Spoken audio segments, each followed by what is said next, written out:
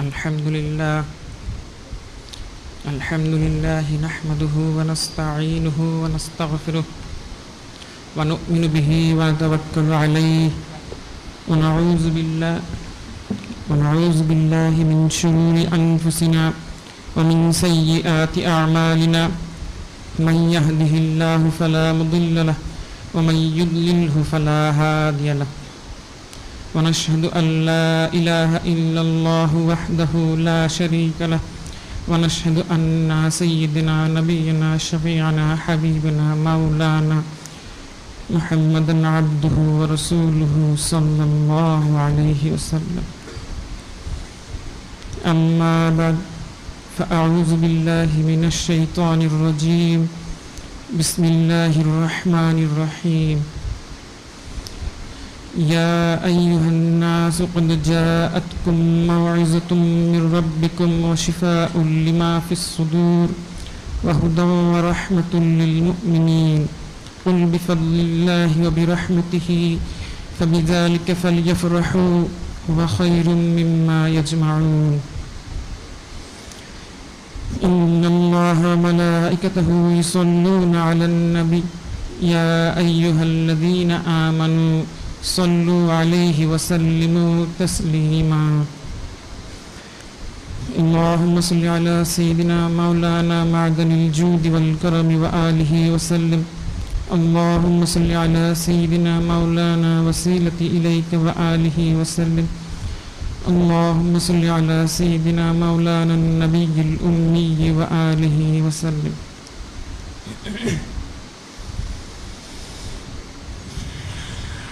আজকে আমার আলোচনার বিষয় হচ্ছে আমাদের উপর নূরে মুজাসসাম হাবিবুল্লাহ হুজুর পাক সাল্লাল্লাহু আলাইহি ওয়াসাল্লাম ওনার হক মোবারক সম্পর্কে। হক সম্পর্কে জানতে হলে প্রথমে যেটা জানতে হবে, হক আসলে কিভাবে তৈরি হয়। হক তৈরি হয় উপকারের মাধ্যমে, অর্থাৎ কেউ যদি আমাদেরকে উপকার করে তাহলে আমাদের উপর উপকারকারীর প্রতি একটা হক তৈরি হয়। মূলত আমাদের উপর যত হক রয়েছে সব হকই এইভাবেই উপকারের মাধ্যমে তৈরি হয়েছে। সেটা পিতামাতার হক বলি, আত্মীয় স্বজনের হক বলি, পাড়া প্রতিবেশীর হক বলি, সব হকই এইভাবেই উপকারের মাধ্যমে তৈরি হয়েছে। আবার যে যত বড় উপকার করে তার প্রতি তত বড় হক তৈরি হয়, আর যে যত ছোট করে তার প্রতি তত ছোট হক তৈরি হয়। উদাহরণস্বরূপ বলা যেতে পারে, আমরা জানি পিতামাতার হকটা হচ্ছে আত্মীয় স্বজন পাড়া প্রতিবেশীর হকের চাইতে বড়, কারণ পিতামাতা আমাদের যে উপকারটা করেছেন সেটা পাড়া প্রতিবেশী আত্মীয় স্বজনের উপকারের চাইতেও বড়।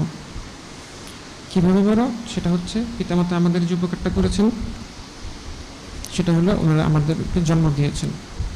ওনারা যদি আমাদেরকে এই উপকারটা না করতেন, অর্থাৎ আমাদের জন্ম না দিতেন, তাহলে আমাদের অস্তিত্বই থাকতো না। আর পাড়া প্রতিবেশী আত্মীয় স্বজন তারা আমাদের যে উপকারটা করে সেই উপকারটা যদি না করতো তাহলে আমাদের হয়তো অসুবিধা হতো বা অনেক সমস্যাও হয়তো পড়তে হতো, কিন্তু অস্তিত্বের সংকটে পড়তে হতো না। যার কারণে পিতামাতার উপকারটা বড়, বিধায় ওনাদের হকটাও বড়। এখন এখান থেকে যদি আমরা যেটা বুঝতে পারতেছি সেটা হলো যে উপকারের মাধ্যমে হক তৈরি হয়, আর হকের মাত্রা দিয়ে উপকারের মাত্রা দিয়ে হকের মাত্রাটা নির্ধারণ হয়। এই সূত্র ধরে আমরা যদি চিন্তা করি তাহলে দেখতে পাই আমাদের উপর সবচাইতে বড় হক তৈরি হয়ে আছে নূরে মুজাসসাম হাবিবুল্লাহ হুজুর পাক সাল্লাল্লাহু আলাইহি ওয়াসাল্লাম ওনার। কারণ উনি আমাদের যে উপকারটা করেছেন সেটা আমাদের জীবনের সবচাইতে বড় উপকার। সেই উপকারটা কি? সেটা তো অনেক বড় উপকার, তবে এক কথায় বলতে গেলে বলতে পারি আল্লাহ পাক আমাদেরকে যে দোয়াটা শিক্ষা দিয়েছেন, রব্বানা আতিনা ফিদ দুনিয়া হাসানাতাও ওয়া ফিল আখিরাতি হাসানাতাও ওয়া কিনা আযাবান নার। অর্থাৎ হে আমাদের রব, আমাদেরকে ইহকালের কল্যাণ এবং পরকালের কল্যাণ দান করুন এবং আযাব থেকে রক্ষা করুন।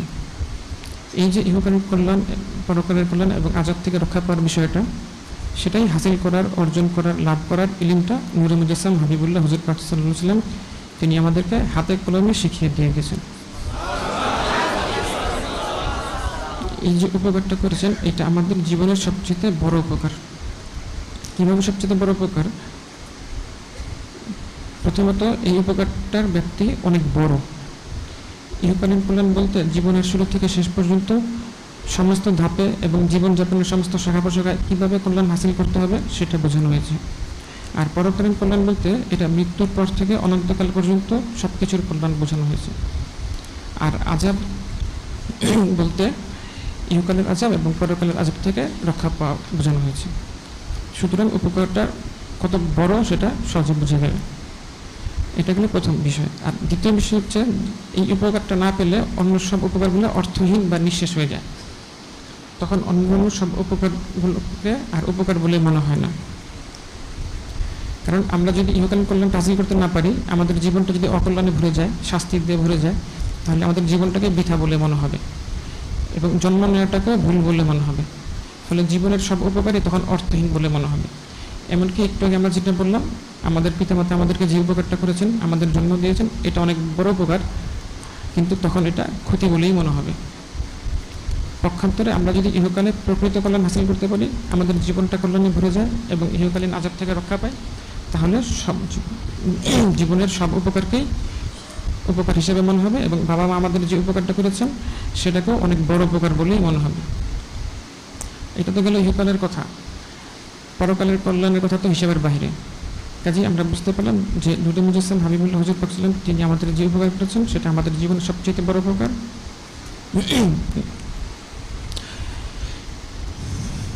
আচ্ছা, এখন কথা হচ্ছে যে এই এত বড় উপকারটা তিনি কিভাবে করলেন, সেটা মহান আল্লাহ পাক রব্বুল আলামিন তিনি আমাদেরকে জানিয়ে দিয়েছেন। ইয়াতলু আলাইহিম আয়াতিহি ওয়া ইউযাক্কিহিম ওয়া ইউআল্লিমুহুমুল কিতাবা ওয়াল হিকমাতা ওয়া ইন কানু মিন ক্বাবলু লাফি দালালিম মুবিন। এখানে যেটা বলা হচ্ছে যে ইয়াতলু আলাইহিম আয়াতিহি, তিনি আমাদেরকে আয়াত শরীফ তিলাওয়াত করে শিখিয়েছেন। ওয়া ইউযাক্কিহিম, এবং আমাদের অন্তরগুলো পরিশুদ্ধ করেছেন।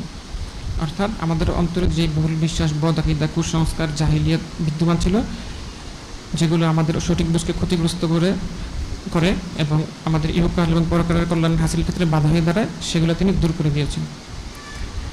এবং ইউআল্লিমুহুমুল কিতাবা ওয়াল হিকমাতা, এবং তিনি আমাদেরকে সম্মানিত কিতাব এবং হিকমত শিক্ষা দিয়েছেন। অর্থাৎ তিনি আমাদেরকে ইহকালের কল্যাণ কী এবং পরকালের কল্যাণ কী এবং কীভাবে হাসিল করতে হয় সেটা হাতে কলমে শিখিয়েছেন। ওয়া ইন কানু মিন ক্বাবলু লাফি দালালিম মুবিন, পূর্বে আমরা বিভ্রান্ত ছিলাম, অর্থাৎ ইহকালের কল্যাণ এবং পরকালের কল্যাণ হাসিল করা আমাদের পক্ষে সম্ভব ছিল না। এই বিষয়টা আরও সুনির্দিষ্ট করে অন্যত্র আল্লাহ পাক ইরশাদ মোবারক করেন, ইয়া'মুরুহুম বিল মা'রুফ ওয়া ইয়ানহাহুম আনিল মুনকার ইয়াহিল্লু লাহুমুত তাইয়্যিবাতি ওয়া ইউহাররিমু আলাইহিমুল খাবাইসা ওয়া ইয়াদউ আনহুম ইসরাহুম ওয়াল আগলাল আল্লাতী কানাত আলাইহিম। এখানে বলা হচ্ছে যে ইয়া'মুরুহুম বিল মা'রুফ ওয়া ইয়ানহাহুম আনিল মুনকার, যে নূরে মুজাসসাম হাবিবুল্লাহ হুজুর পাক সাল্লাল্লাহু আলাইহি ওয়াসাল্লাম তিনি আমাদেরকে সৎ কাজে আদেশ করেছেন এবং অসৎ কাজে নিষেধ করেছেন। অর্থাৎ তিনি আমাদেরকে প্রথমে শিক্ষা দিয়েছেন যে এটা সৎ কাজ, এটা তোমরা করো। তিনি আমাদেরকে শিক্ষা দিয়েছেন যে এটা অসৎ কাজ, এটা তোমরা করো না। আমরা কিন্তু জানতাম না কোনটা সৎ কাজ এবং কোনটা অসৎ কাজ, কোনটা সদাচরণ, কোনটা অসদাচরণ, কোনটা ভদ্রতা, কোনটা অভদ্রতা। শুধুমাত্র ওনার কারণে আজকে আমরা সৎ হওয়ার সুযোগটা পেয়েছি, ভদ্র হওয়ার সুযোগটা পেয়েছি। ওয়া ইয়াহিল্লু লাহুমুত তাইয়্যিবাত ওয়া ইউহাররিমু আলাইহিমুল খাবাইসা, এবং তিনি আমাদের জন্য পবিত্র জিনিসকে হালাল করেছেন এবং অপবিত্র জিনিসকে হারাম করেছেন। অর্থাৎ তিনি আমাদেরকে শিখেছেন এটা পবিত্র, তোমরা এটা গ্রহণ করো, এবং তিনি আমাদেরকে শিখেছেন এটা অপবিত্র, তোমরা এটা গ্রহণ করো না। আমরা তো জানতাম না কোনটা পবিত্র কোনটা অপবিত্র। তিনি এই পবিত্রতা এবং অপবিত্রতা শেখানোর মাধ্যমে আমাদেরকে সভ্যতা শিখিয়েছেন, আমাদেরকে সভ্য করেছেন। তিনি যদি আজকে দয়া করে আমাদেরকে এই পবিত্রতা অপবিত্র শিক্ষা না দিতেন, তাহলে আজকে আমরা নাপাক থাকতাম, আমরা পোকামাকড় খেতাম, আমরা অসভ্য থাকতাম। শুধুমাত্র ওনার কারণে আজকে আমরা সভ্য হওয়ার সুযোগ পেয়েছি। ওয়া ইয়াদউ আনহুম ইসরাহুম ওয়াল আগলাল আল্লাতী কানাত আলাইহিম, এবং তিনি আমাদের কাজের বোঝা এবং হাত পায়ের বেড়ি সরিয়ে দিয়েছেন। অর্থাৎ তিনি আমাদের এই সমস্ত তালিম দেওয়ার মাধ্যমে জীবনযাপন সহজ করে দিয়েছেন এবং ইহকালীন পরকালীন কল্যাণ হাসিলের সমস্ত বাধা দূর করে দিয়েছেন। এই যে তিনি এত বড় উপকার করলেন, আমরা কিন্তু ওনার কাছে এই উপকারগুলো চাইনি, আমাদের চাওয়ার আকলও ছিল না। বিনা চাওয়াতেই তিনি আমাদেরকে এত বড় উপকার করে দিয়েছেন। কারণ তিনি হচ্ছেন রহমতুল্লিল আলামিন। তিনি কেবল নিজ দয়ায় আমাদের এই উপায়গুলো করেছেন, আমাদের কোনো কারণ না। শুধু এতটুকুই না, তিনি আমাদের এত বড় উপকার করতে গিয়ে আমাদের জন্য অনেক কষ্ট করেছেন, অনেক জুলুম সহ্য করেছেন। উদাহরণস্বরূপ বলা যেতে পারে শিয়া আবু তালেবের ঘটনা এবং তাইফের ঘটনা। শিয়া আবু তালেবে কাফেররা ওনাকে আগে থেকেই তো অনেক জুলুম করতো, অনেক কিছু করতো। যখন নাকি পরবর্তীতে শিয়া আবু তালেবে গেলেন, তখন ওরা খাদ্য পানীয় আটকে রাখছিল জুলুম করা, কষ্ট দেওয়ার জন্য। এইভাবে একদিন দুদিন না, 3 বছর ওনাদেরকে এইভাবে খাদ্য পানীয় আটকে রেখেছিল। আর তাইফের ঘটনা তো আরো কঠিন। উনি গেলেন তাদেরকে দিন ইসলামের দাওয়াত দিতে, দাওয়াত তো কেবল করলোই না, উল্টা আরো আজে বাজে কথাবার্তা বলে, বেয়াদবিমূলক কথাবার্তা বললো। একটা পর্যায়ে পাথর মারা শুরু করলো, বৃষ্টির মতো পাথর মারা শুরু করলো। ফলশ্রুতিতে নূরুল মুজাসসাম হাবিবুল্লাহ হুজুর পাক সাল্লাল্লাহু আলাইহি ওয়া সাল্লাম নূরুল মুজাসসাম জিসিম মুবারক থেকে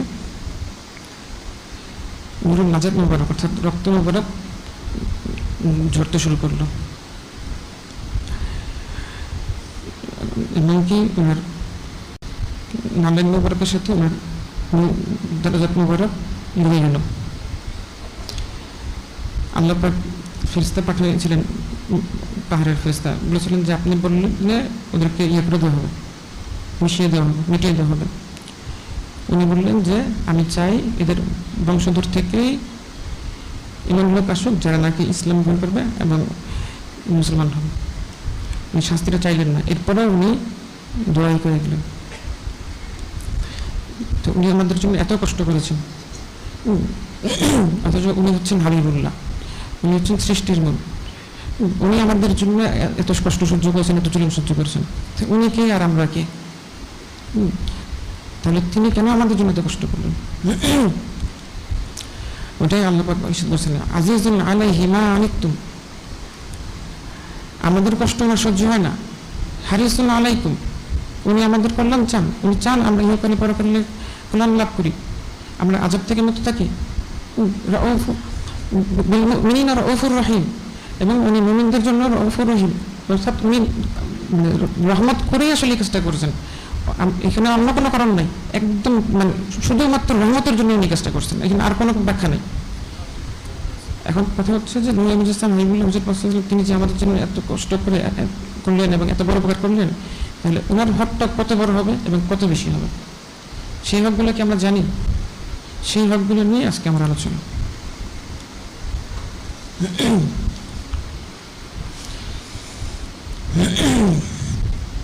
সেই হকগুলো যদি সংক্ষেপে বলতে হয় তাহলে বলা যায়, প্রথম হচ্ছে নূরুল মুজাসসাম হাবিবুল্লাহ হুজুর পাক সাল্লাল্লাহু আলাইহি ওয়াসাল্লাম ওনার উপর ঈমান আনা এবং আকীদা বিশুদ্ধ করা। আচ্ছা, এরপরে নূরুল মুজাসসাম হাবিবুল্লাহ হুজুর পাক সাল্লাল্লাহু আলাইহি ওয়াসাল্লাম ওনার ইতাআত করা এবং ইত্তিবা করা, অর্থাৎ আনুগত্য এবং অনুসরণ করা। তারপরে নূরুল মুজাসসাম হাবিবুল্লাহ হুজুর পাক সাল্লাল্লাহু আলাইহি ওয়াসাল্লাম ওনার নুসরাত এবং তাজির অর্থাৎ খিদমত করা, এবং নূরুল মুজাসসাম হাবিবুল্লাহ হুজুর পাক সাল্লাল্লাহু আলাইহি ওয়াসাল্লাম ওনার তাওকির এবং তাজিম অর্থাৎ সম্মান করা, এবং নূরুল মুজাসসাম হাবিবুল্লাহ হুজুর পাক সাল্লাল্লাহু আলাইহি ওয়াসাল্লাম ওনাকে মহব্বত করা, নূরুল মুজাসসাম হাবিবুল্লাহ হুজুর পাক সাল্লাল্লাহু আলাইহি ওয়াসাল্লাম ওনাকে সন্তুষ্ট করা, এবং নূরুল মুজাসসাম হাবিবুল্লাহ হুজুর পাক সাল্লাল্লাহু আলাইহি ওয়াসাল্লাম ওনার সামনে সালাত সালাম পাঠ করা। আলোচনার সুবিধার্থে এই হকগুলোকে 7 ভাগে বিভক্ত করেছি।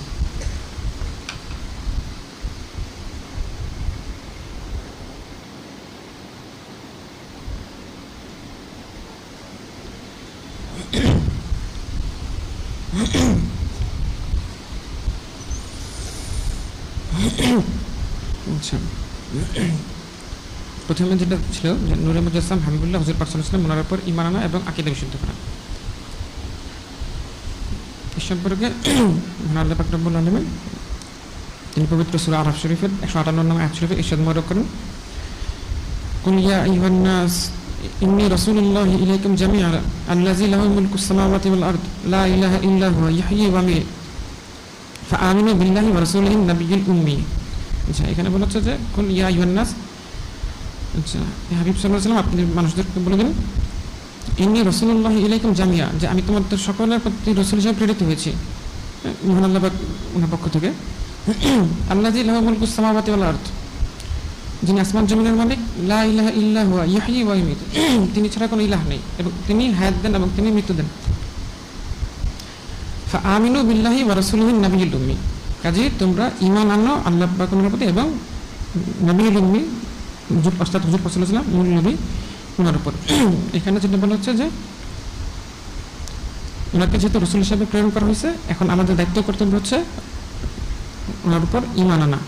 এটা হচ্ছে প্রথম হক। আচ্ছা, এখন এই ঈমানটা কিরূপ আনতে হবে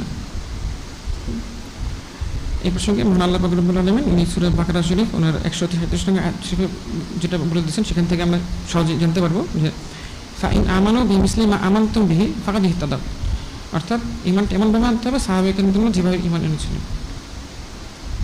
তাহলে এখন দেখি সাহাবায়ে কেরাম কীভাবে ঈমান এনেছিলেন।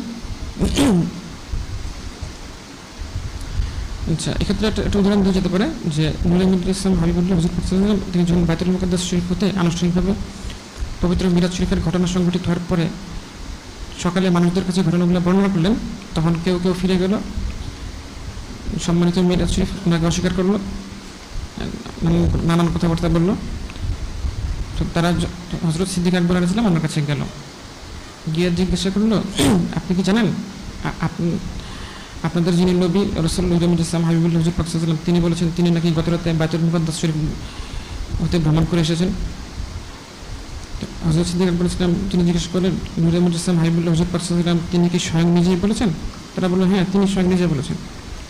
তখন সিদ্দিক আকবর ইসলাম তিনি বললেন, যদি তিনি নিজে স্বয়ং বলে থাকেন তাহলে তো তিনি অবশ্যই সত্য বলেছেন। কাফিররা বললেন, আপনি কি এই বিষয়টাকে সত্য মনে করেন? তিনি রাতে মক্কা শরীফ হতে বাইতুল মুকাদ্দাস শরীফ ভ্রমণ করে ফজরের আগেই ফিরে এসেছেন। তখন সিদ্দিক আকবর ইসলাম তিনি বলেন, বাইতুল মুকাদ্দাস শরীফ থেকেও দূরে সফর করলে আমি অবশ্যই সেটাকে সত্য বলে মনে করি।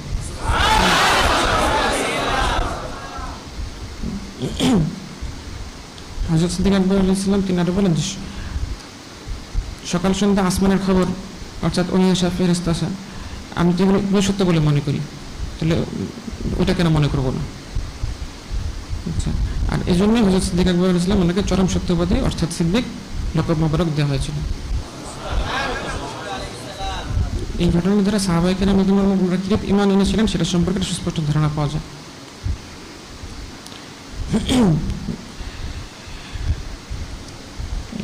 ওনারা নূরে মুহাম্মদ ইসলাম হাবিবুল্লাহ হুজুর পাক সাল্লাল্লাহু আলাইহি ওয়াসাল্লাম ওনার প্রতি এমনভাবে ঈমান এনেছেন যে মিরাজ শরীফের মতন যে বিষয়গুলো সাধারণ মানুষের আকলে ধরে না, সেটাও ওনারা বিনা চৌচারা সত্য বলে মেনে নিয়েছেন।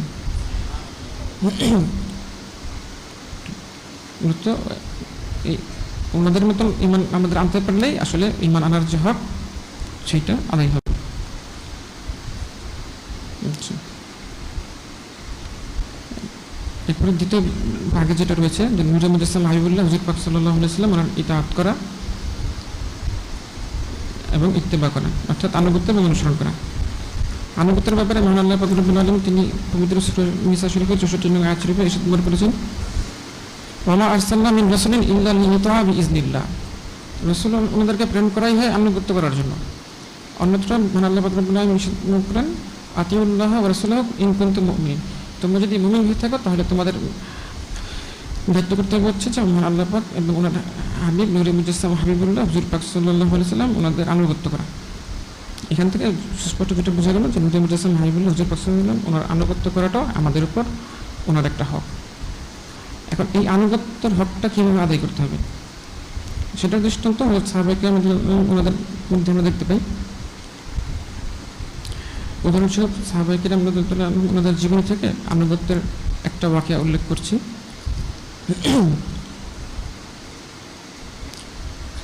মুতার জিহাদের পূর্বে নূরে মুহাম্মদ ইসলাম হাবিবুল্লাহ হুজুর পাক সাল্লাল্লাহু আলাইহি ওয়াসাল্লাম তিনি ইরশাদ মোবারক করলেন, এই যুদ্ধে হযরত যায়েদ ইবনে হারিসা রাদিয়াল্লাহু আনহু উনি পতাকা ধরবেন, অতঃপর তিনি শহীদ হলে জাফর রাদিয়াল্লাহু আনহু পতাকা ধরবেন এবং তিনি শহীদ হয়ে গেলে আব্দুল্লাহ ইবনে রাওয়াহা রাদিয়াল্লাহু আনহু উনি পতাকা ধরবেন।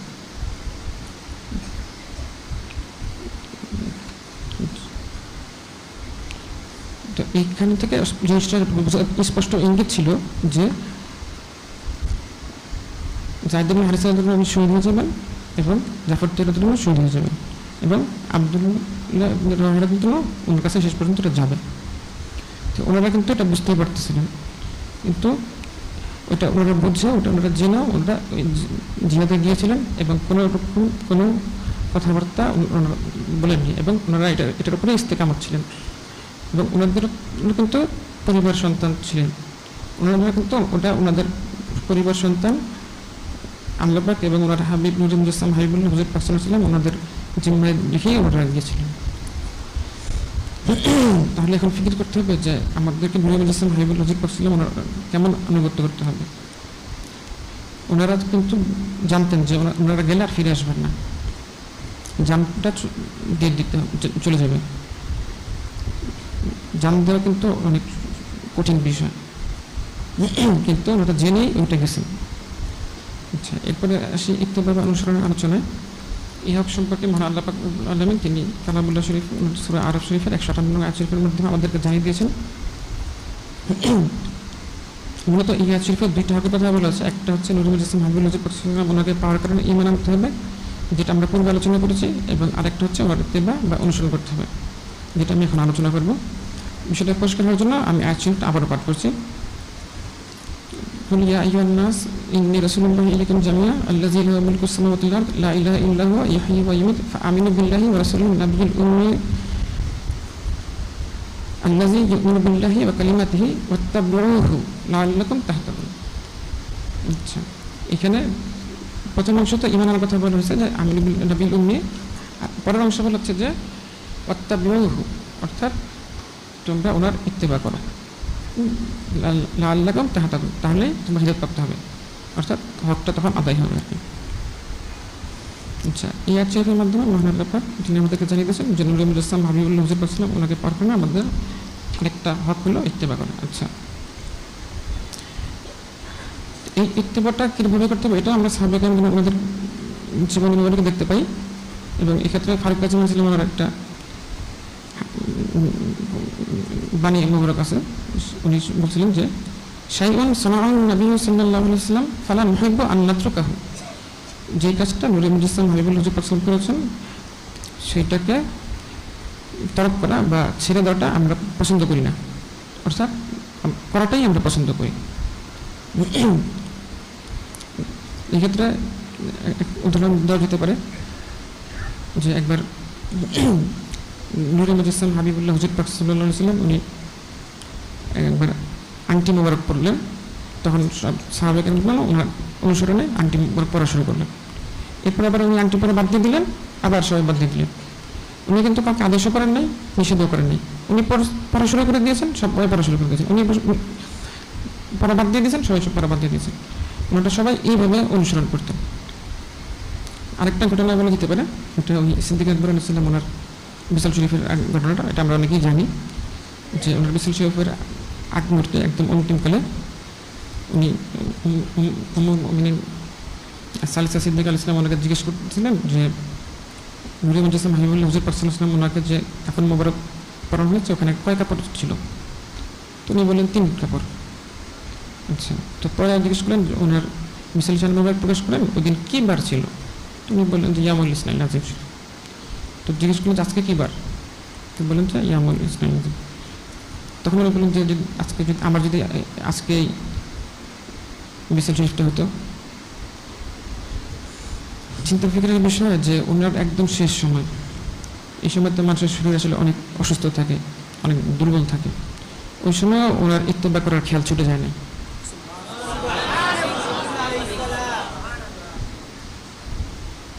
এরপরে ইত্তেবা তো মানে শুধু যদি উনি বলতেন যে 3 কাপড়ে কাফন মোবারক পরানো আছে আমাকে এটা দিয়ে, ওইটা তো উনি বলছেনই, যেটা নাকি ওনার মানে মানুষ করবো ইন্তেকাল করবে, এটা তো আল্লাহ পাক নির্ধারণ করেন।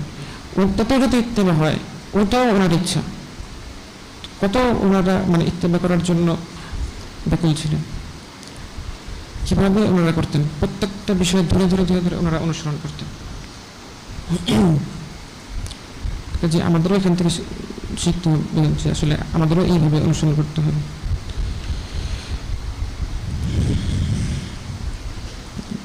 এরপরে তৃতীয় ভাগ যেটা রয়েছে সেটা হচ্ছে নুসরাত এবং তাহজির।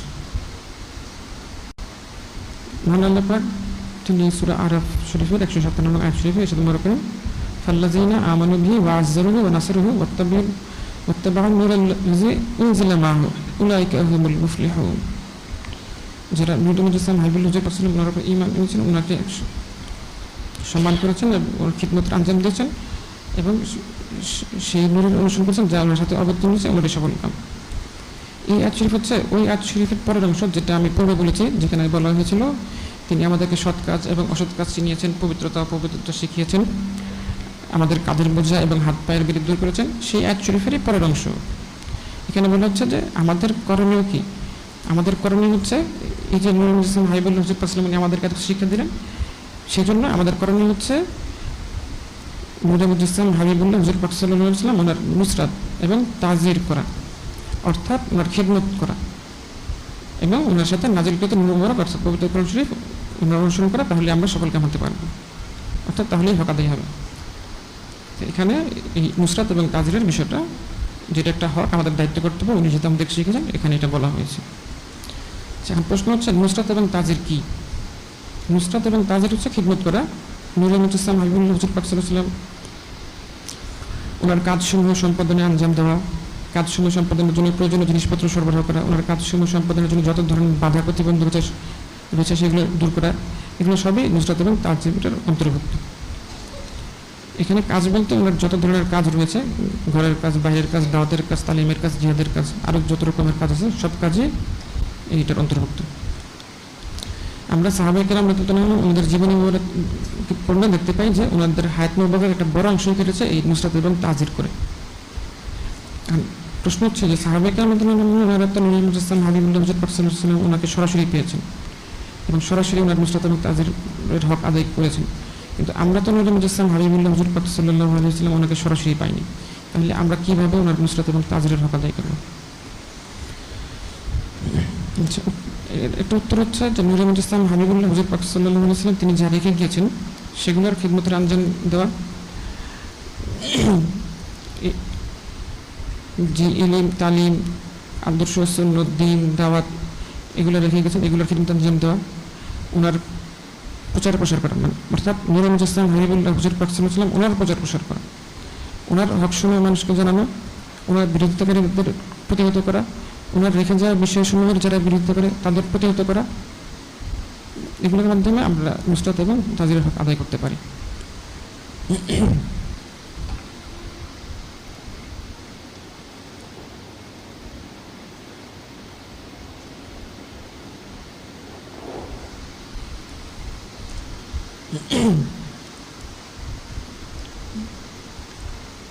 আচ্ছা, এরপরে চতুর্থ ভাগ যেটা রয়েছে নূর মুজাসসাম হাবিবুল্লাহ হুজুর পাক সাল্লাল্লাহু আলাইহি ওয়াসাল্লাম ওনার তাওকির এবং তাজিম অর্থাৎ সম্মান করা।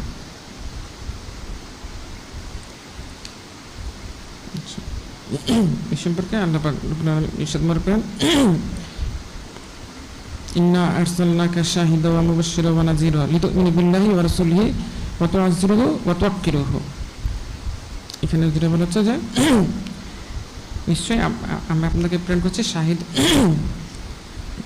প্রত্যক্ষদর্শী বা মুবাশশির, নাযীর, সুসংবাদদাতা, সতর্ককারী হিসেবে, যেন তারা লিতু'মিনু বিল্লাহি ওয়া রাসূলিহি, যেন তারা ঈমান আনে আল্লাহ পাক এবং ওনার হাবিব নূর মুজাসসাম হাবিবুল্লাহ ওয়া তু'আযজিরুহু ওয়া তুওয়াক্কিরুহু, তাজির করে যেটা আগে আলোচনা হয়েছে, এবং তুওয়াক্কিরুহু এখানে এই তাওকির শব্দটা এসেছে যে ওনাকে যে প্রেরণ করা হয়েছে শাহিদ, মুবাশশির, নাযীর হিসেবে, এই জন্য আমাদের দায়িত্ব করতে হচ্ছে ওনাকে ওনার ঈমান আনা, তাজির করা এবং তাওকির করা। আচ্ছা আচ্ছা এই তাওকির মানে হচ্ছে সম্মান করা, কি তাজিম করা। এখন এই সম্মানটা আমরা কীভাবে করবো, সেই সম্মান করাটা হযরত সাহাবায়ে কেরাম ওনারা আমাদের শিখিয়ে দিয়েছেন। উদাহরণস্বরূপ বলা যেতে পারে ওনারা কীভাবে তাজিম করতেন সেটা উদাহরণ হিসেবে বলা যেতে পারে যে ওনারা যখন নূর মুজাসসাম হাবিবুল্লাহ হুজুর পাক সাল্লাল্লাহু আলাইহি ওয়াসাল্লাম ওনার সুহবত মোবারক অবস্থান করতেন, তখন ওনারা এমনভাবে থাকতেন মনে হতো যেন ওনাদের মাথার উপরে যেন পাখি বসে আছে, অর্থাৎ ওনারা সুহবত মোবারক ইখতিয়ার করার সময় কোনো নড়াচড়া করতেন না, খুব একাগ্রচিত্তে সুহবত মোবারক ইখতিয়ার করতেন। তারপর আরেকটা বলা যেতে পারে যে একবার হযরত খাতিমুল মুহাজিরিন আলাইহিস সালাম ওনাকে জিজ্ঞাসা করা হলো যে নূরে মুজাসসাম হাবিবুল হুজুর পাক সাল্লাল্লাহু আলাইহি ওয়াসাল্লাম তিনি বড় নাকি আপনি বড়? তিনি জবাবে বললেন, নূরে মুজাসসাম হাবিবুল হুজুর পাক সাল্লাল্লাহু আলাইহি ওয়াসাল্লাম তিনি আমার চেয়ে অনেক বড়, তবে আমি ওনার পূর্বে বিলাদুল শরীফ গ্রহণ করেছি। কত সূক্ষ্ম কথা! ওনারা কিভাবে খেয়াল করতেন, কিভাবে তাকিদ করতেন।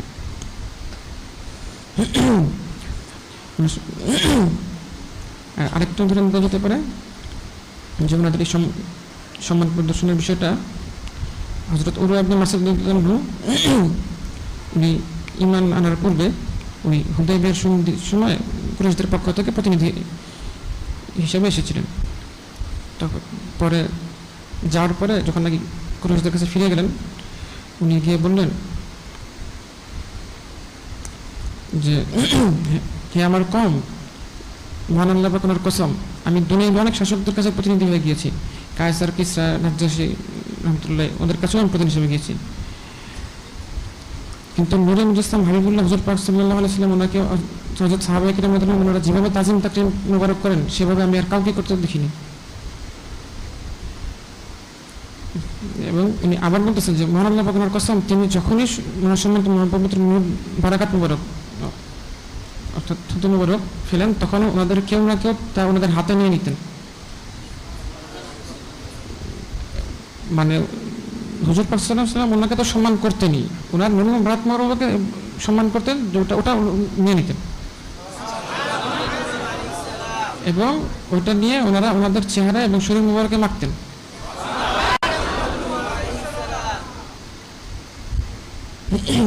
এবং ওনাদেরকে যখন কোনো আদেশ মোবারক করতেন ওনারা সঙ্গে সঙ্গে তা পালন করতেন, কোনো দেরি নেই। এবং তিনি যখন সম্মানিত ওযু মোবারক করতেন তখন ওনার ওযু মোবারকের পানির জন্য সাহাবায়ে কেরাম উনি আরবিতে যে শব্দটা ব্যবহার করছিলেন কাদা ইফতাতিলু, মানে হচ্ছে যুদ্ধ শুরু করে দিতেন, ওটা কে নিবেন এই জন্য। তিনি যখন এবং এরপরে তিনি যখন নাকি নূরে মুজাসসাম হাবিবুল্লাহ সাল্লাল্লাহু যখন নাকি কথা বলতেন তখন ওনারা ওনাদের কথা চুপ নীরব হয়ে যেতেন আর কি, এবং ওনার দিকে মানে তীক্ষ্ণ দৃষ্টিতে তাকাতেন না, মানে আদরের সহিত তাকাতেন। তো এখান থেকে একটা ধারণা পাওয়া যায় যে ওনারা আসলে কিরকম তাওকির বা সম্মান করতেন। আমাদেরকে ওখান থেকে দেখে শিখতে হবে এবং সেই অনুযায়ী আমল করার কোশিশ করতে হবে। এরপরে পঞ্চম ভাগ যেটা আছে নূরে মুজাসসাম হাবিবুল্লাহ হুজুর পাক সাল্লাল্লাহু আলাইহি ওয়াসাল্লাম ওনাকে মহব্বত করা। আচ্ছা, এই প্রসঙ্গে হাদিস শরীফে ইরশাদ মোবারক হয়েছে, লা ইউমিনু আহাদুকুম হাত্তা আকুনা আহাব্বু ইলাইহি মিন ওয়ালিদিহি ওয়া ওয়ালাদিহি ওয়ান নাসি আজমাইন। তোমরা ততক্ষণ পর্যন্ত মুমিন হতে পারবে না যতক্ষণ আমাকে নিজের পিতা মাতা সন্তান সন্ততি এবং সব মানুষের সাথে বেশি মহব্বত না করবে। এখানে ঈমান হতে পারবে না, মানে এখানে যেটা বলা হচ্ছে যে মানে এই হকটা আদায় না করলে ঈমানদারি হয়ে যাবে না, মানে মহব্বত করাটা এত গুরুত্বপূর্ণ। এবং এই হকের ব্যাপারে হযরত সাহাবায়ে কেরাম ওনারা যে কতটা গুরুত্ব দিয়েছেন এটা আসলে শুনলে বোঝা যাবে। হাদিস শরীফে তো বলা আছে যে মানে ঈমান আনতে পারবে না সব কিছুর সাথে মহব্বত করতে, এবং এক বর্ণনা আছে মিন নাফসিহি, জানের থেকেও বেশি মহব্বত করতে হবে। ওখানে মানে জানের থেকে মহব্বত করতে হবে এইভাবে বলা আছে। কিন্তু সাহাবায়ে কেরাম ওনারা যে কি পরিমাণ মহব্বত করতেন একটা ঘটনা বলে বোঝা যাবে যে যায়েদ ইবনে দাসিনা রাদিয়াল্লাহু আনহু ওনাকে ওই কুরাইশরা শহীদ করার জন্য কাবা শরীফের সামনে নিয়ে গেছিল। তো ওরা এবং বলতেছিল যে ওনাদেরকে ওনার একটা করে আল্লাহ পথে কেটে শহীদ করা হবে। তো ওই সময় ওনাকে আবু সুফিয়ান রাদিয়াল্লাহু জিজ্ঞাসা করেছিলেন, উনি তখন ঈমান আনেন নাই, যে আপনি কি এটা পছন্দ করেন না, মানে উনি তো ওনার মতন করে বলতেছেন আর কি, তখন উনি ঈমান আনেন নাই যে নূরে মুজাসসাম হাবিবুল্লাহ হুজুর পাক সাল্লাল্লাহু আলাইহি ওয়াসাল্লাম ওনাকে আপনার জায়গায় আনা হইলো, আপনি আরামে আপনার পরিবারের কাছে চলে গেলেন। ওইটা শুনে উনি রাগান্বিত হয়ে গেছেন, বলছেন যে মহান আল্লাহর কসম, হাবিবুল্লাহ হুজুর পাক সাল্লাল্লাহু আলাইহি ওয়াসাল্লাম হককে যেখানে আছেন ওখানেই থাকা অবস্থায় ওনার যদি একটা কাটার বেঁধে যদি ডিসেম্বর একটা কাটা বেঁধে আর এর বিনিময়ে যদি আমাকে পরিবার কাছে চলে যেতে সুযোগ দেওয়া হয় ওটাও আমি পছন্দ করবো না। মানে জানের বিনিময়ে জান না, জানের বিনিময়ে কাটা বিধা, কাটা বিধার পরিবর্তে মানে ওনার জান গিয়ে যদি কাটা না বিধা তাও জান দিয়ে দেবেন, কাটা বিধা যাবে না। মানে মাত্রাটা কি পর্যায়ের।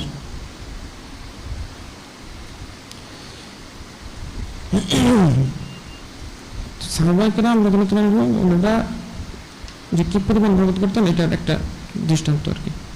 তা আমাদেরকেও ওনাদের মতন করে মহব্বত করতে পারলে মহব্বতের হকটা আদায় করা সম্ভব হবে।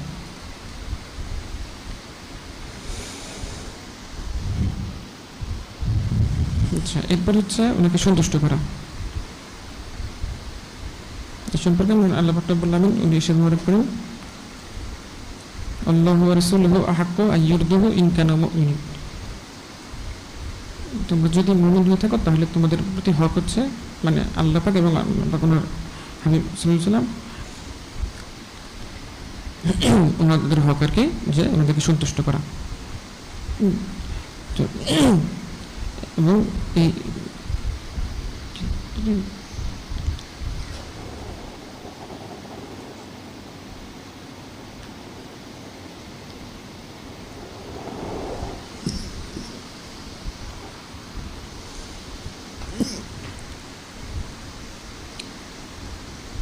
আর এই সম্মানিত হক আদায়ের ক্ষেত্রে সাহাবায়ে কেরাম ওনারা সবসময় কোশিশ করতেন এবং ওনারা সবসময় চেষ্টা করতেন যে আসলে কীভাবে ওনাদেরকে সন্তুষ্ট করা যায় এবং ওনাদের প্রত্যেকটা কাজ, প্রত্যেকটা কথা এবং সব কিছু ওই ওনাকে সন্তুষ্ট করার কেন্দ্র করেই ওনারা করতেন।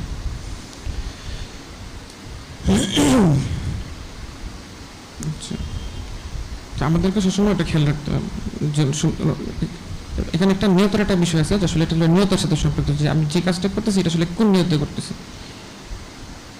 সন্তুষ্ট নিয়ত করলে একরকম, আরেক নিয়ত করলে আরেক রকম আর কি।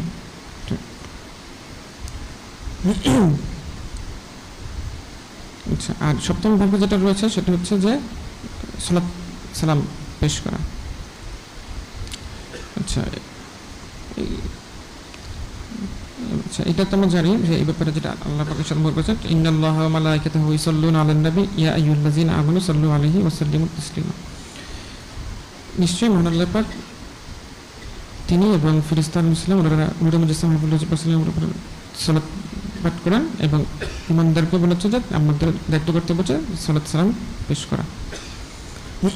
এটা হলো আরেকটা হক এবং এই হকটা হচ্ছে আসলে অন্যান্য হকের যত ত্রুটি বিচ্যুতি আছে সেগুলোকে আসলে পূরণ করে দেয়। আমরা যত হক আদায় করি না কেন আসলে আমাদের হক আদায় হয় না, আসলে অনেক ভুল ত্রুটি থাকে। এই সালাতটা হচ্ছে এরকম একটা বিষয় যেটার মাধ্যম দিয়ে আমাদের যে আসলে ত্রুটি বিচ্যুতিগুলো থাকে ওইটা আসলে এইটা ঘুচিয়ে দেয়। আচ্ছা, তো এটা কীভাবে করতে হবে এই ব্যাপারে হাদিস শরীফ তো আমরা সবাই জানি। উবাই ইবনে কাব রাদিয়াল্লাহু আনহু হাদিস শরীফ, উবাই ইবনে কাব রাদিয়াল্লাহু আনহু জিজ্ঞাসা করেন যে আমি তো অনেক বেশি বেশি দুরূদ শরীফ পড়তে চাই, তো কি পরিমাণ পড়ব? তখন উনি বললেন যে আপনার ইচ্ছা। হুজুর আসসালামু আলাইহি ওয়াসাল্লাম বলেন তাহলে আমি 1/4 পড়ি। উনি বললেন যে আপনার ইচ্ছা, বেশি করলে আপনার জন্যই ভালো। তখন বললেন অর্ধেক। তখন বললেন আপনার ইচ্ছা, তবে বেশি করতে পারলে ওটা জন্য আরও ভালো। তারপরে বললেন 2/3। এরপরে তখনও বললেন আপনার ইচ্ছা, বেশি করতে পারলো। এবং উনি বললেন যে আজরুল্লাহ সাল্লাতে করলে আমি সবসময় আপনার জন্য দোষী করবো। তখন তিনি যদি বললেন যে তাহলে আপনার যাবতীয় আকাঙ্ক্ষা পূরণ হবে এবং গুনাহসমূহ ক্ষমা করে দেওয়া হবে। তো এই দুরূদ শরীফটা হচ্ছে এরকম একটা হক যেটা নাকি আসলে আমাদের অন্যান্য হক আদায়ের যে ত্রুটি বিচ্যুতি যেগুলো থাকে সেটা আসলে এটাতে গুছিয়ে দেওয়া হয় আর কি। আমরা তো আসলে কিছুই করতে পারি না, আমাদের পক্ষে কিছু করা সম্ভবও না, কিন্তু দুরূদ শরীফ পাঠটা হচ্ছে যে আল্লাহ পাক আসলে ওইটা আমাদের পক্ষ থেকে হুজুর সাল্লাল্লাহু আলাইহি ওয়াসাল্লামের কাছে যে সালাত সালামটা পেশ করেন ওইটাই আসলে এটা একটা হিসেবে যায় আর কি। আচ্ছা, এই ছিল আমাদের 7 ভাগে বিভক্ত হওয়া হক সমূহের আলোচনা। আচ্ছা, মূলত আমাদের জন্য আসলে দায়িত্ব করতে হচ্ছে যে নূরে মুজাসসাম হাবিবুল হুজুর পাক সাল্লাল্লাহু আলাইহি ওয়াসাল্লাম ওনার হক সমূহ আদায় আসলে প্রসেস করা। আর এটা হচ্ছে কি আসলে এই হক আদায় করাটা হলো দায়নি বিষয়। নামাজ যেমন আমাদের 5 ওয়াক্ত পড়তে হয়, 5 ওয়াক্ত পড়তে থাকতে হবে, এটাই কর্তব্য। ওইটা আল্লাহ পাক উনি নির্দেশ করেছেন, এটা ওনার হকের মধ্যে পড়ে। তো এরকম হুজুর পাক সাল্লাল্লাহু আলাইহি ওয়াসাল্লাম ওনার হকের মধ্যে যেটা পড়ে ওটা আসলে আমাদের দায়নি করতে থাকতে হয়। মানে এই একবার করলাম আরেকবার করলাম না, এটা তো আসলে হয় না। নামাজ এক ওয়াক্ত পড়লে আরেক ওয়াক্ত পড়লেন না, এটা হয় না আর কি, এটা সে হয় না, এটা হক আদায় হয় না। এখানে যে বিষয়টা আছে সেই বিষয়গুলো হলো সবগুলা ওই দায়মিতে মশগুল থাকার মতন থাকতে হবে আর কি, তখনই আসলে হক আদায় হবে। এরপরেও ভুল ত্রুটি হবে, আমাদের ভুল ত্রুটি থাকে, আমরা ভুল ত্রুটি আমাদের অনেক ঘাটতি আছে, অনেক নোকসানি আছে। ওইটা ঘোষণার জন্যই এগুলো শেষে যেটা দুরূদ শরীফ সালাত সালাম যেটা ওইটা আদায় করতে হবে।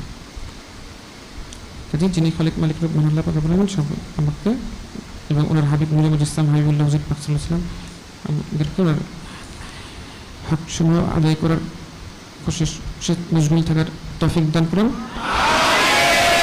এবং ওনাদের খালিস সন্তুষ্টি রিজামন্দি হাসিল করার তৌফিক দান করুন।